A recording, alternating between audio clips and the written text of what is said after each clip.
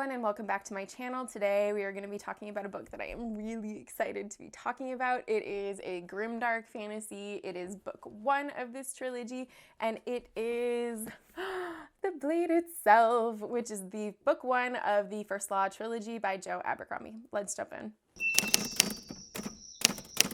First Law is a book that I have seen circulating on BookTube for probably the last year or so since I started watching BookTube. It seems to be a favorite of many, many people. I will say I haven't read a ton of Grimdark. My extent of reading Grimdark was probably limited to George R.R. Martin, and while I loved what I read of A Song in Ice and Fire, it's kind of left a bad taste in my mouth because I've just been waiting for him to publish the next book. And I was sitting there thinking, well, I should probably find different genres of fantasy. And boy, was that a mistake, because First Law is so good. If you like completed stories that are similar to A Song of Ice and Fire, you're gonna love The Blade Itself. The Blade Itself takes place in a few different geographical areas, but the most centered focus point of this story is Adwa, which is the capital of a place called the Union. In The Blade Itself, we have POVs from a few different characters. We have Logan, aka Nine Fingers, or the Bloody Nine. We have Inquisitor Glokta. We have Jazal, who is a whole thing unto himself. We have West, we have Pharaoh, and we have the Dogman. I may be missing one, but I don't really think that I am. All of these characters, in some way, shape, or form, are highly unlikable, but also you like them at the same time. Abercrombie has a really magical way of writing in which that he takes the scum of the earth and you're simultaneously rooting for them. It's a really fine line that he walks, and I absolutely loved this. It was something that pulled me into the story immediately. His writing is so funny that I was laughing out loud multiple times, mostly with the character of Inquisitor Glokta, but several characters throughout this story made me laugh, and it was a highly enjoyable read. It did not feel like it was a 500-page book. I felt like it breezed by, and I cannot wait to jump into the second and third book of the trilogy, but let's jump into a non-spoilery discussion of The Blade Itself. Blade Itself opens with our character Logan, who is from the north. He is a really rugged figure. You can tell he's a fighter, and there are some mystical elements about him that we don't quite understand. He has some abilities that we don't really know, but overall in this series, magic kind of takes a secondary stance to everything else that's going on. In this story as well, there have been complaints that I've seen that people feel that the plot doesn't really move along. It is a character-driven story. I personally felt that the plot moved fine because it was advancing with each of the characters' POVs, but it wasn't going to be something like this great big epic where in each chapter something monumental happens. It was a slower paced book, but I actually really enjoyed it because I thought that you got to get more immersed with the characters and into the mindset of each character, which I thought he did a really fabulous job on. Logan is in a precarious state when we find him, and not long after he encounters one of our other characters who does not have a POV, who is named Bayaz. Bayaz is our wizard magi component of this story, even though his magic, like I said, really isn't at the forefront of anything.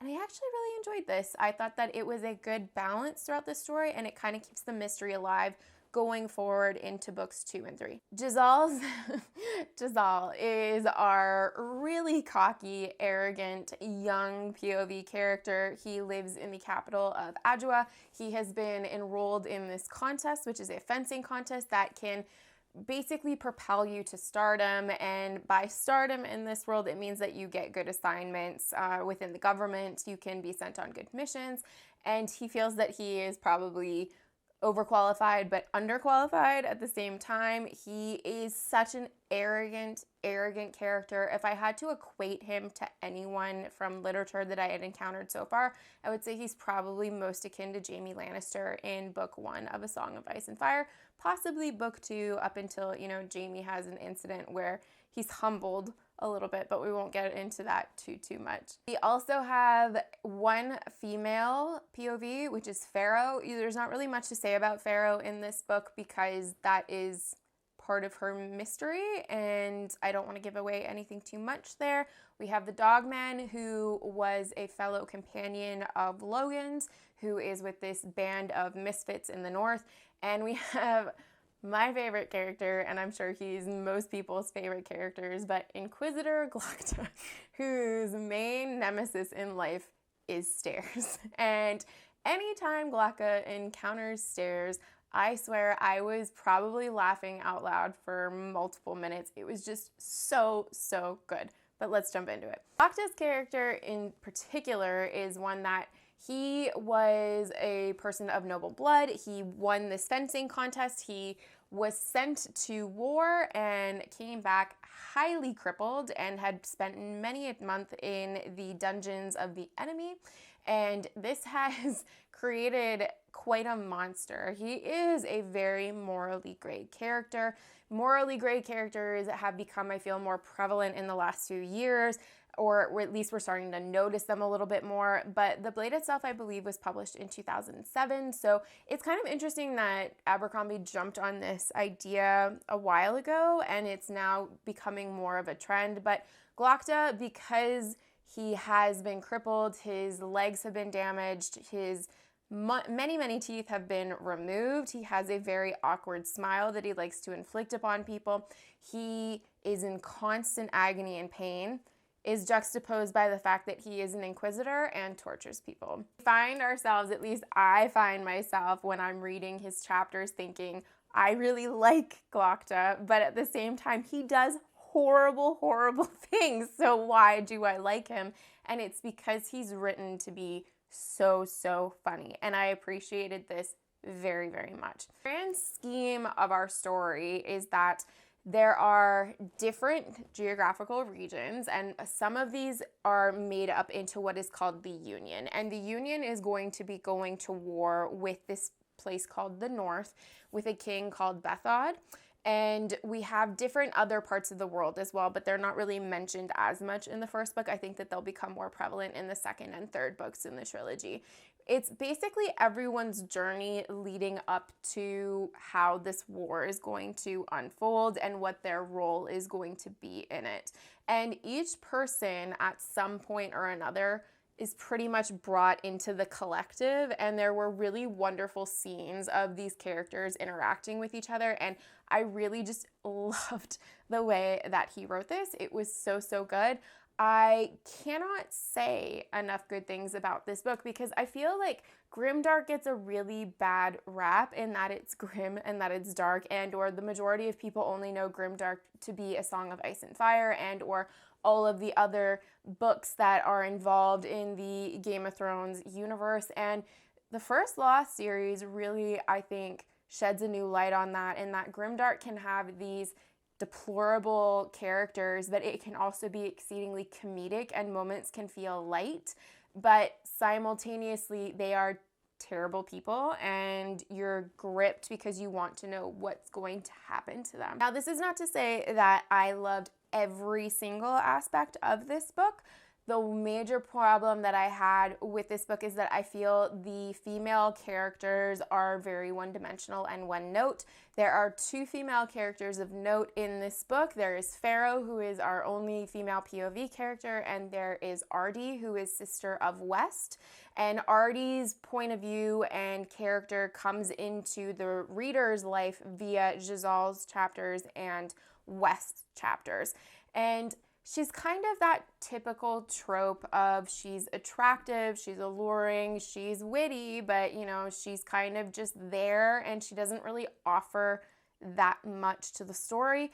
And Pharaoh is just seemingly like someone who is absolutely feral. Feral probably should have been her name rather than Pharaoh. She doesn't have much at this point to offer to the story. This is not to say that this is not going to change in the next two books, but I found in this book specifically, I was really disappointed with how clearly capable he is at writing quality characters from the male perspectives and how much that was lacking with our female characters. So that was a bit of a bummer, but overall, I really loved the book, and I am so jazzed to jump into booktube pretty much ASAP. I think it's going to be a really, really fun read, and I'm excited to get my toe back into Grimdark because it's been a long time for me, and I'm really just jazzed to have found an author that can do it well and has actually finished a series. You know, in the comments below if you have read the First Law Trilogy. If you have, did you love it? Is it your first Grimdark? Did you have other experiences with Grimdark books? Where does it rank for you, The Blade itself, in terms of the whole trilogy? I am really curious to know. I'm so excited to get back into this genre of fantasy. So if you know of books that are similar to The Blade itself, let me know in the comments below. I will check them out because, yeah, I'm really jazzed about it. If you'd like to help support me, you can hit like and subscribe and hit that little bell so you get notified. And as always, you can find me on Instagram at FantasyAwash if you want to talk about books or cats or other fun things. Thanks as always for tuning in, and I will see you next time. Bye.